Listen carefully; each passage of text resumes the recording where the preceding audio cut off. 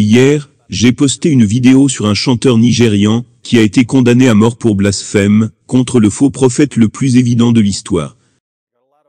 J'ai reçu de nombreux commentaires de Nigérians qui sont les témoins directs de l'impact de l'islam sur leur pays.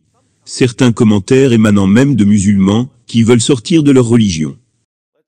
Lisons quelques commentaires sur l'islam au Nigeria. Puis nous lirons un court passage des toutes premières biographies de Mohammed, qui montre que cela se produit dès le début de l'islam. Je suis dans la partie nordique du Nigeria, et nous avons besoin d'aide. Ils nous tuent tous les jours, et vous ne le verrez jamais dans les news. Nous protestons. Ils nous arrêtent. Nous sommes très loin des droits de l'homme.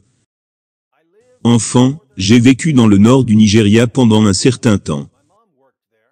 Ma mère y travaillait, et j'ai fini mon collège là-bas. À l'âge de 10 ans, des pierres ont été jetées sur ma tante et moi, parce que je ne portais pas de foulard. J'avais 10 ans. Nous nous promenions juste sur la route, pour aller prendre des photos d'identité. Quelque chose est venu à notre secours, et a fait fuir ces gens en hurlant. Je ne sais pas comment ils se sont dispersés, mais ils sont partis, et l'homme nous a escortés chez nous. J'aurais probablement été lapidé à mort, pour ne pas avoir porté un foulard. Et ils auraient dit à la fin que nous étions des prostituées.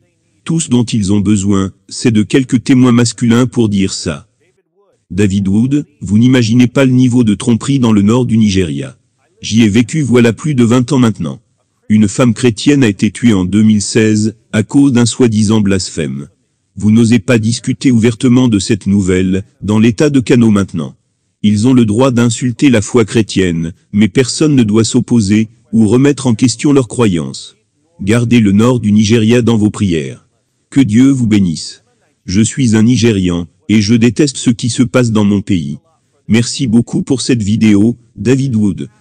Je suis un catholique du nord du Nigeria. Une tentative d'anéantissement du reste de ma tribu, Tiap, ou Kataf, ou Katab, et du reste de nos tribus sœurs. Ju, Takad, Cholio, Gwerok, etc., est imminente, car des attaques périodiques de guérilla sont menées dans notre région, dans le sud de l'état de Kaduna. Par la grâce de notre Seigneur Jésus-Christ, car Dieu n'oublie jamais les siens, David Wood et Sam Shamoun. Veuillez nous garder dans vos prières. Que la paix soit avec vous. Je suis originaire du Nigeria, et je peux confirmer que c'est vrai. Cela arrive plus souvent qu'on ne le pense, dans le Nord, mais les médias n'y prêtent guère attention. Merci d'avoir couvert ce sujet, dit Wood. Je suis nigérian. J'attendais juste que David couvre cette histoire. Ce sont des traditions barbares comme celle-ci, qui entravent le progrès de mon pays. Et pour info, la loi de la charia sur le blasphème au Nigeria, est appliquée aux non-musulmans. Il semble que les seules personnes qui échappent, soient les riches et les nantis.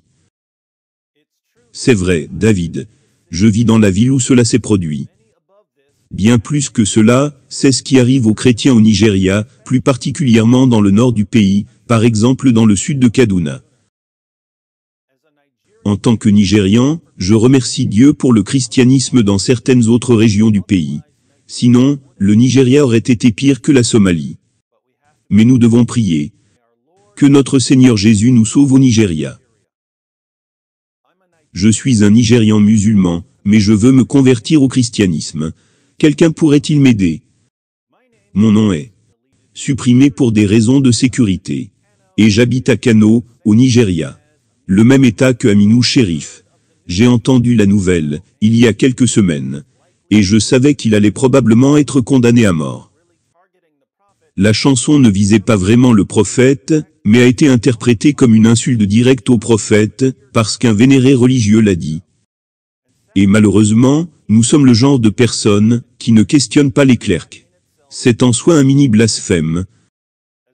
En ce qui concerne ma communauté, je suis musulman, et je continuerai à l'être, jusqu'à ce que je trouve ma voie de sortie. Mais je crois que l'islam est quelque chose de très fascinant sur terre.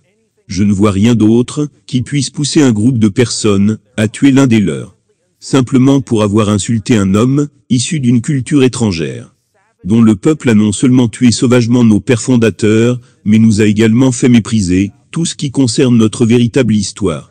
Je prie pour que cet article n'arrive pas jusqu'à Isba. C'est la police de la charia. Merci pour ce que vous faites, Monsieur David. Réfléchissez à ce dernier commentaire. Il dit qu'il ne voit rien d'autre qui puisse pousser les gens à tuer un des leurs. Pour avoir insulté un type d'une autre culture. Cela m'a interpellé. Car l'islam fait cela depuis près de 14 siècles. Ibn Ishaq, page 675. Abu Afak était l'un des Ben Amr Ben Aouf, du clan Ben Ubada. Il a montré sa désaffection lorsque l'apôtre a tué Al-Harid Ben Soué Ben Samit, et a dit « Longtemps j'ai vécu, mais jamais je n'ai vu une assemblée ou une collection de personnes aussi fidèles dans leur entreprise et à leurs alliés, quand on leur fait appel, que les fils de Kéla quand ils sont unis. Des hommes qui ont renversé des montagnes et ne se sont jamais soumis. » Kéla était l'ancêtre de certaines tribus de la région de Médine. Ces tribus s'unissaient lorsque quelqu'un tentait de les conquérir.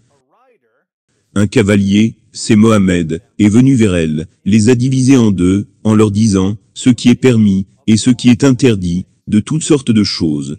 Si vous aviez cru à la gloire ou à la royauté, vous auriez dû suivre tout bas. Ceci étant fait un brûlant épique. Abu Afak dit que les fils de Kéla étaient totalement fiables, et loyaux les uns envers les autres, et envers leurs alliés. Et en tant que tels, personne ne pouvait les conquérir.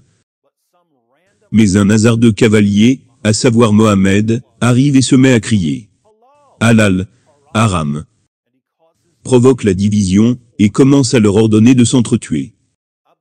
Abu Afak dit « Si vous aviez cru à la gloire ou à la royauté, vous auriez suivi Touba. » Touba était le roi du Yémen, qui avait essayé de conquérir Médine au IVe siècle. Les tribus se sont unies, et furent capables de résister à l'attaque. Abu Afak fait remarquer que ce serait une chose, de se soumettre à un roi puissant, et de rejoindre son royaume. Mais se soumettre à un type sur un cheval, qui commence à bafouiller, sur ce qui est permis, et interdit, puis vous ordonne de commencer à vous entretuer. C'est tout simplement insensé. Et que s'est-il passé? L'apôtre a dit, qui s'occupera de ce coquin pour moi?